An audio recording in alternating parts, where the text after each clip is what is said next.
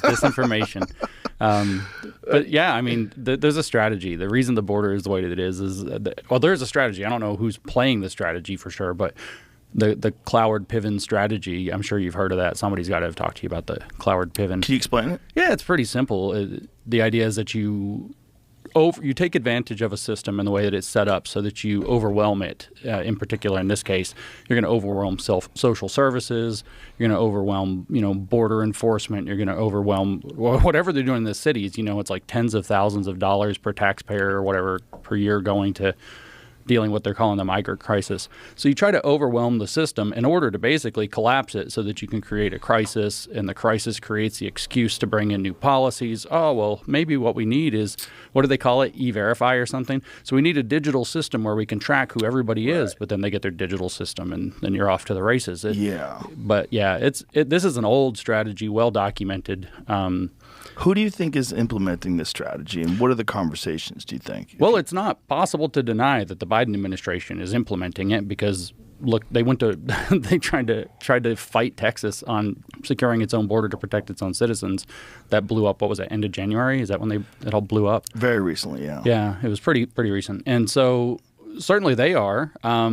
We know historically that the Open Society Foundation, or the Soros Foundation, which is Open Society, has been funding that and has been helping out. We know that the UN is involved now. Like, these aren't mysteries. The UN is coming and doing, aid and coaching them, and somebody's organizing. It's not just a bunch of people from South America and China or wherever else, or Mexicans wandering up to the border and just, hey, I'm here. There's routes. It's caravans. There's help.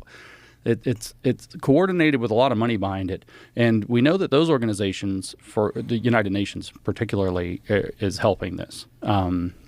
So big players. So what do you think the strategy is? The strategy is to implement some sort of a worldwide verification system, and the way to get these freedom-loving shitheads in America on board is to turn America into a crime-ridden place of immigrants coming from very hostile places where their life has been very hard, and they've been in prison or whatever, and they're escaping that, and they're coming to America, and then they're off to the races. Yeah, well, I mean, that's a plausible motive, right? Is let's overwhelm this system because these freedom-loving shitheads here in America, which I think I am for sure. Look at your shirt. Look at me, yeah. But no, I really am. I'm still, at the end of the day, I just kind of want to be left alone to live my life. You do your thing, I'll do my thing. If you understand there are two lines. Let's be real clear. Before I say do whatever you want, as long as you don't hurt anybody, it's not clear enough. There are two lines. Do you understand the difference between public and private, and do you understand the difference between adult and child? If you understand those two lines, and you're on the right side of those, I don't care what you do in private as long as it's with adults. I don't care what you do. Leave me alone. I'll leave you alone. You're cool. I'm cool. Let's not interfere with one another. Which is how we all should be. Right. That's what real freedom is. But we don't want a system, tying us, like the Chinese social credit system's real, right?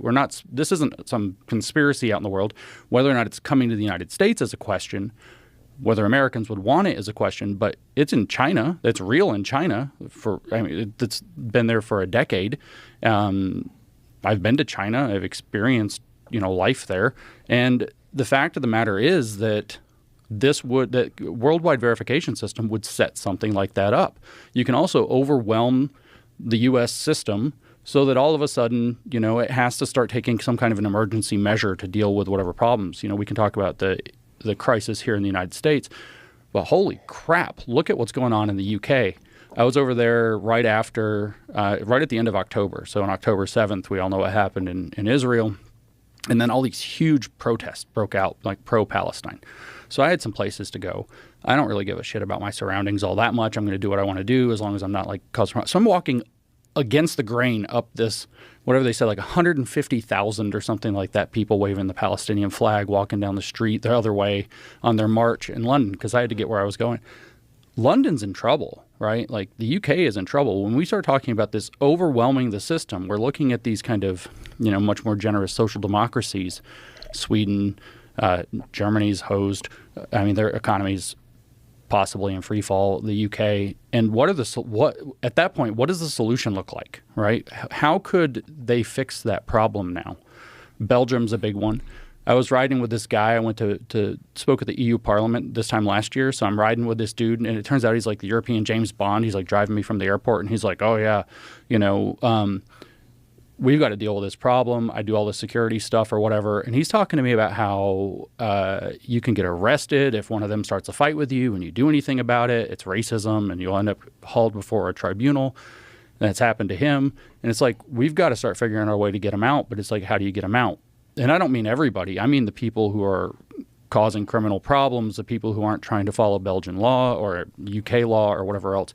And they're going on TV saying this. Like, there's that imam or whatever the other day that famously went on and was like, in London, it was like, we're going to take this country. Like, we're not going to follow your rules. We're not going to follow your law. I don't remember what he said, so that's not exactly right. A lot of information passes between these ears these days, but fact of the matter is, the question becomes, when you have a crisis at that scale, what are your options for fixing it? And I think that that's part of the cloward piven strategy is, how do you end up fixing a problem that's at that scale? I think they're doing the same thing. To be honest with you, it sounds all crazy conspiratorial, but I think this is why I was been pedal to the metal with the transition stuff, the trans stuff. If you end up with 1 million kids, you've got 1 million kids like that really are on the medical system. What do you do with them? What do you do with 1 million kids? And then their parents and their aunts and uncles. Everybody, the whole system has to start bending around a reality that was kind of manufactured.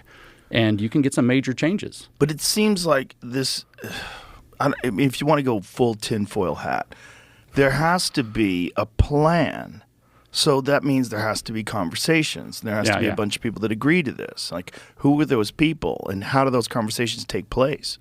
Well, I mean, we do.